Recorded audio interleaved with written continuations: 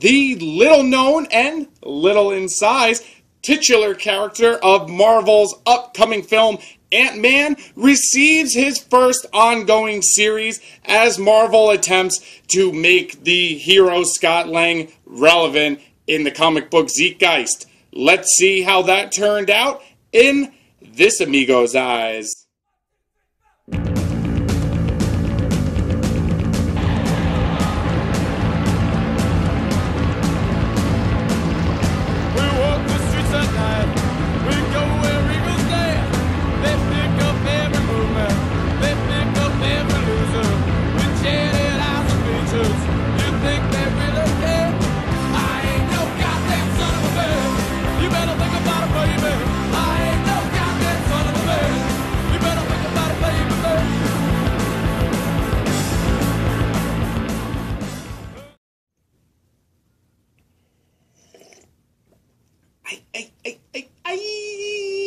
And buenos dias, amigos. I am that bandito, going by the name The Comic Book Mustache, here today to take a look and review Marvel Comics' newest venture, newest title, Ant-Man #1, by the writer Nick Spencer and artist Ramon Rosanas, which I hope I am pronouncing correctly. As I mentioned in my little intro there, Ant-Man, and especially the Ant-Man in question, Scott Lang, will be the focus of an upcoming film from Marvel Studios Disney this summer. The trailer premiered last week with Agent Carter. So far it looks good. The only thing I feel and I hear from people is, who is Ant-Man? Why are there two of them? And why should we care? So, Marvel Comics has decided, in lieu of such questioning, to launch a solo title for the second Ant-Man, Scott Lang. I am a fan of Scott Lang. I've recently fallen in love with the character as a result of the Matt Fraction written and Mike Allred illustrated FF, which was the sister series to Matt Fraction's Fantastic Four from about 2 years ago. I thought it was a really fun book with a cool tone, similar to how Fraction created a kind of humorous, lighthearted, but almost serious tone from Hawkeye. It was a fun book. The consequences were not too silly and did have a serious nature to them.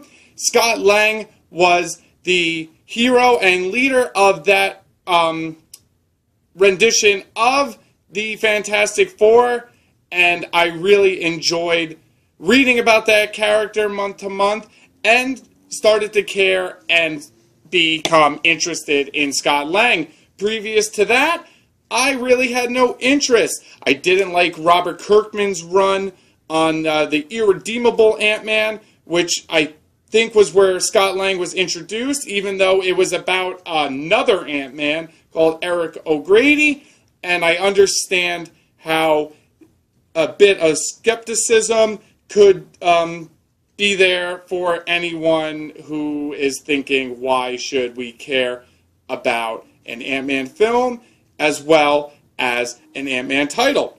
When I first started this channel, all but a month and a half, 2 months ago, I don't really remember, I did one of my comics and coffee segments on married superheroes and how I really do enjoy big two publications where the main character and this superhero is married, because I feel like the stakes are kind of higher, because not only is the fate of the world in his hands, he is also clouded with the fate of his family. I've always been able to empathize and enjoy stories with characters like Reed Richards, as well as DC Comics Animal Man with Buddy Baker. Buddy Baker has a wife, he has kids. The stakes aren't just the fate of humanity. The stakes are keeping his family together on top of everything.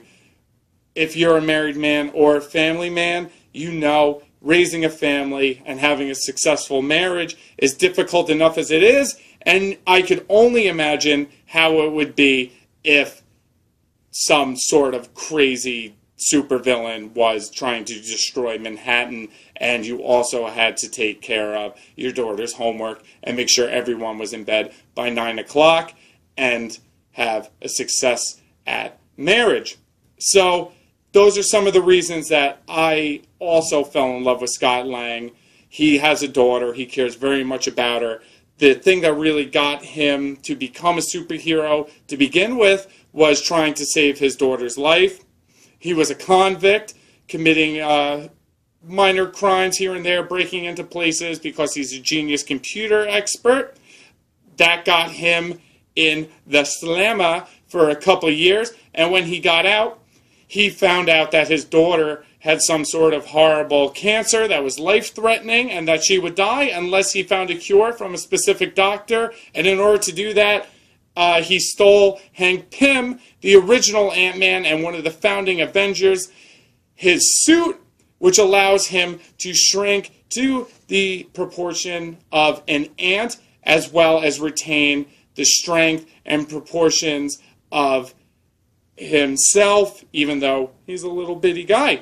It also allows him to communicate with insects, which is really weird and can make some people sit there shaking their head that anyone would enjoy that because it sounds so silly. He stole Hank Pym's suit. He saved his daughter and stopped a bad guy at the same time. Hank Pym said, "Here you go, kid. You're the new Ant-Man." And ever since, Scott Lang has donned the costume and identity of Ant-Man. So, with that in mind, let's open up my Fourth World Comics and Toys bag and take a look at Ant-Man #1. I just gave you the little backstory of Scott Lang. If you're not familiar with it, don't worry about it. It's all explained within the pages of this issue. Basic premise of this book is that Ant-Man is a struggling father with an unsuccessful marriage, and his ex-wife feels that he is unfit because he's unable to provide for his girl financially. He's in a bad shape, financially speaking, and in order to get himself out of that, he looks into getting the job of head of security at Stark Industries, where Tony Stark is holding audition, so to speak, for the job.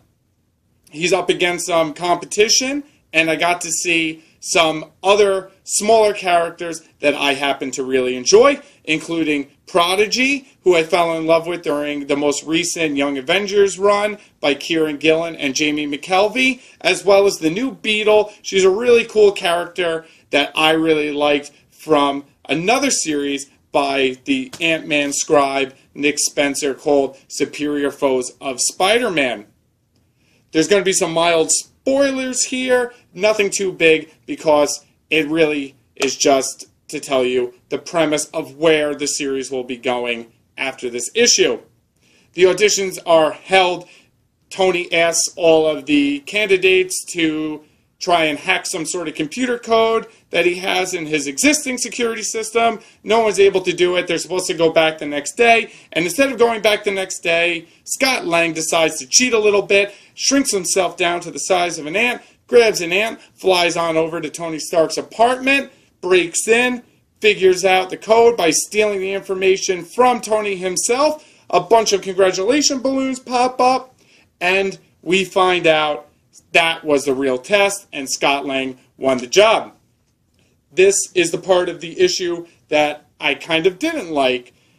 I really liked the idea and the premise of this book to be Scott as the head of security at Stark Industries. Directly after all of that happened, the entire point and story of the issue, he goes to tell his daughter, and she's not there. His ex-wife's there, saying that she's already in Miami, living with her mother, and that they're going to Miami to try and start another life, a better life, and Scott decides to go with them, abandoning the job and all of the stuff that you just enjoyed reading the book.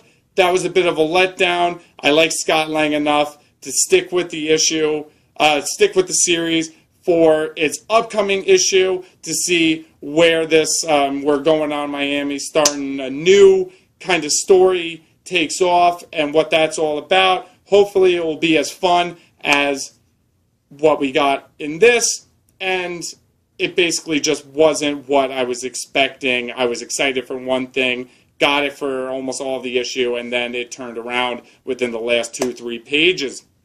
I'm a big fan of Nick Spencer as a writer. He's done 2 image series that I really enjoyed, Morning Glories, as well as Bedlam, with the amazing artist Riley Rossimo. Those were super cool. Superior Foes of Spider-Man was a book that I just mentioned. It had a really fun, lighthearted tone to it, a lot of humor and levity. As I call it, the Hawkeyeization of comic books at the big 2, where we see these kind of goofy books starting up, and it's kind of a gamble for them because it's not the doom and gloom and the big punching bouts that we're used to with mainstream comic book publication companies. Ant-Man also has a really fun tone that we've come to know from books of Spencer's, like Superior Foes. Scott Lang's a funny guy. Tony Stark's a funny guy. He gets himself in some messy situations, and he's easy to empathize with because he has a family, which is a factor that makes him more identifiable to any human being, whether you have a family or not. You had a dad or a mom, and you probably saw how difficult it could be. And you can only imagine how difficult it is when you got to fight a supervillain every once in a while. Ramon Rosanos, very competent. I'm not going to say great, but it was competent artwork. Again, I just did another video. My lighting is not very good today. It's dark. I apologize. Standard panel layouts, nothing fancy, but fun and befitting to the tone and feel of the story. Almost cartoony, but the dialogue's almost cartoony itself. It's fun stuff. It's lighthearted. It's hard not to like unless you're just a grump. I always say comics should be fun.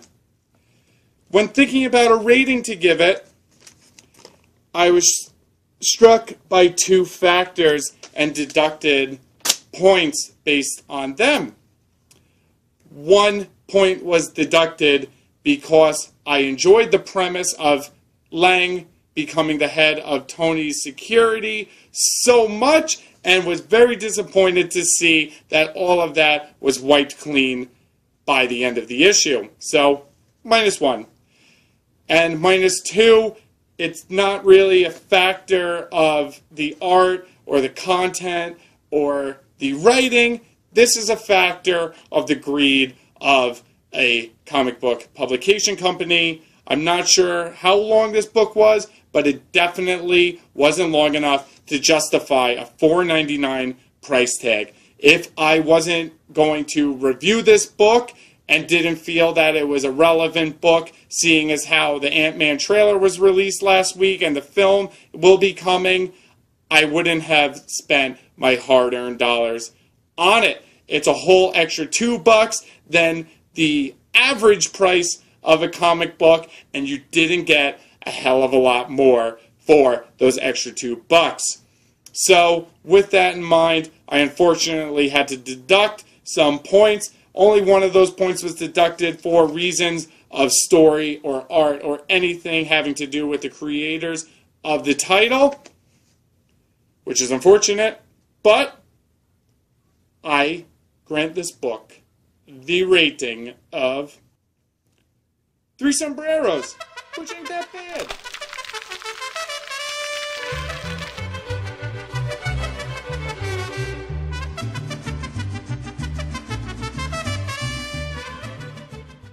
If you just so happen to be interested in finding comic books like Ant-Man #1, may I suggest going to comicshoplocator.com, where you can type in your zip code and find a local comic book store near you, such as mine, Fourth World Comics and Toys, on Smithtown, Long Island. And if you want some instant gratification and that comic book right in your hand right now, you could be reading Ant-Man #1 by downloading the Comixology app, which is available for almost anything, iOS or Android marketplaces. Another great way to pick up comic books is by checking out your local library. They have a really great selection. You can always order things through them, and knowledge is motherfucking power, children. And I've had this really weird feeling lately. I don't want to call it paranoia, but sometimes I feel like there's a mustache watching me.